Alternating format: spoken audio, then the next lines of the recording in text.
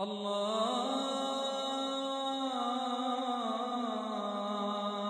أكبر الله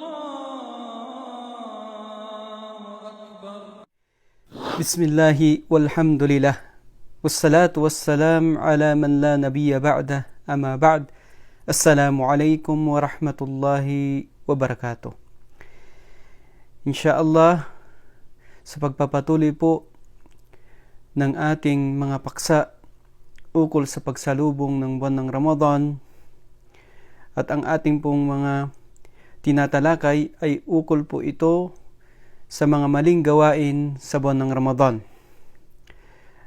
At tayo po ngayon ay nasa pang-pitong paksa na kung saan ay tatalakayin po natin na ang isa sa mga nagagawa ng ilan sa ating mga kapatid na Muslim, na kung saan sa buwan ng Ramadan ay tela ito ang nagsisilbing partikular, sinasabi natin partikular, na gawain lamang nila ng pagsamba. Ibig sabihin, kapag dumadating ang buwan ng Ramadan ay dito sila nagsusumikap na gawin ang mga iba't ibang uri ng pagsamba, katulad ng pagkukumpleto nila ng 5 beses na pagdarasal sa isang araw, at ganun din yung iba pang mga gawaing nalulugod para kay Allah subhanahu wa ta'ala. Pero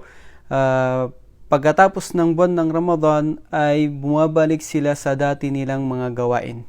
Tela ba ang buwan ng Ramadan ay ang buwan lamang ng pagsasagawa ng mga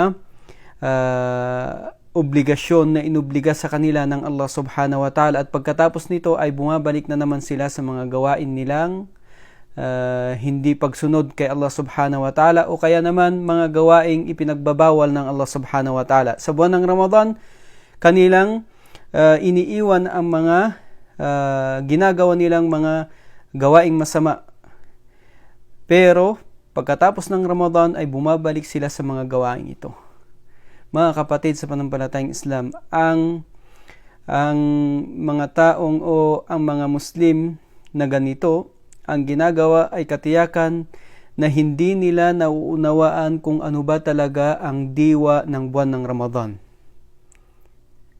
Ang diwa ng buwan ng Ramadan, mga kapatid sa pananampalatayang Islam, ay para po tayo ay magkaroon ng takot kay Allah subhanahu wa ta'ala. At hindi lamang po ito sa buwan ng Ramadan, bagkus ang pagkatakot natin kay Allah subhanahu wa ta'ala ay kailangan na ito ay may apply natin kahit pagkatapos ng buwan ng Ramadan. Kaya nga ang Propeta Muhammad sallallahu alaihi wasallam ay kanyang nilinaw sa atin ang kanyang pagpapayo tungkol kung ano ba yung pagkatakot natin kay Allah subhanahu wa ta'ala. Kung kailan ba tayo matatakot kay Allah subhanahu wa ta'ala.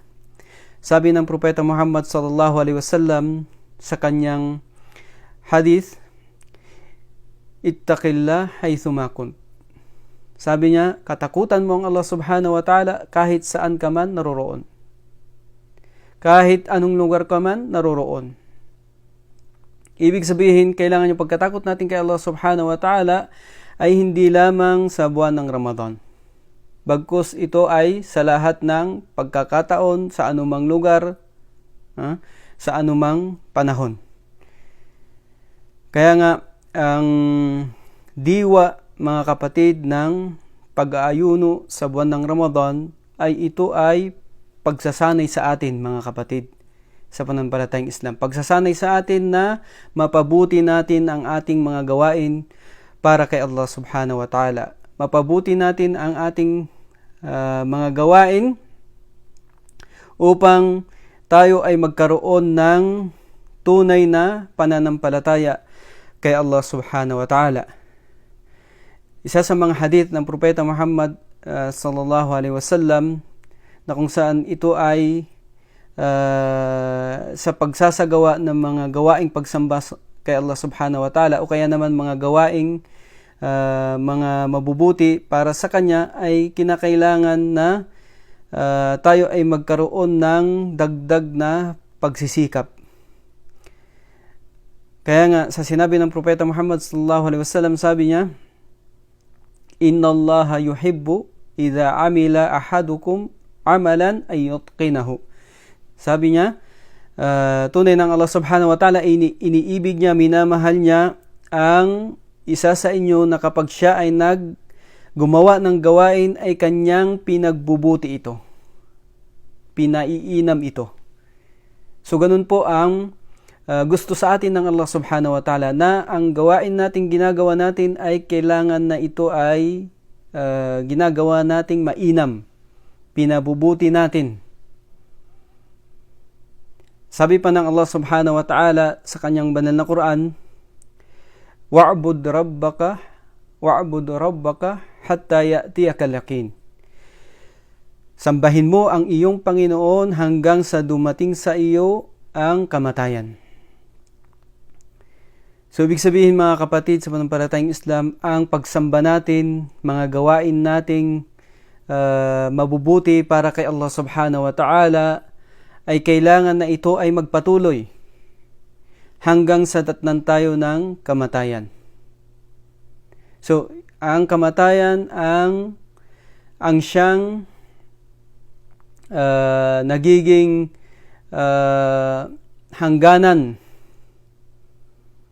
ng ating mga gawaing mga pagsamba kay Allah subhanahu wa ta'ala. So, kaya naman habang tayo ay malakas pa, habang tayo ay wala pang mga sakit, habang tayo ay may mga salapi, may mga kayamanan, ay sikapin po natin mga kapatid na ito ay igugol natin sa mga gawaing pagsamba kay Allah subhanahu wa ta'ala. At ganun din na ang ating mga gawain ay upang mapabuti natin at ito ay kalulugdan ng Allah subhanahu wa ta'ala.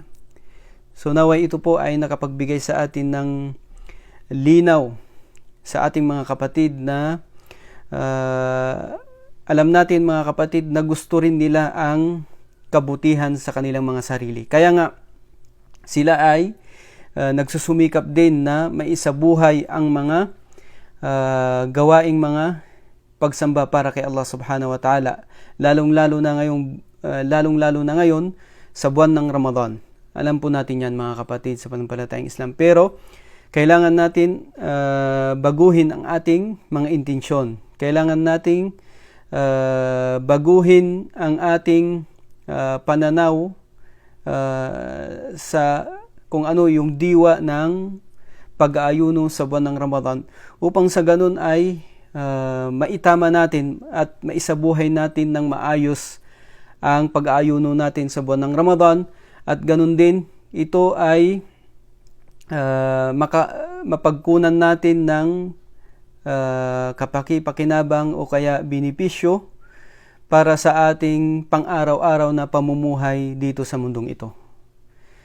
Hanggang dito na lamang mga kapatid, naway biyayaan tayo ng Allah subhanahu wa ta'ala ng tamang pangunawa sa ating reliyon, at ganun lalong-lalo na sa diwa ng pag-aayuno sa buwan ng Ramadan, at tanggapin mo nawa ya Allah ang aming mga mabubuting mga gawain.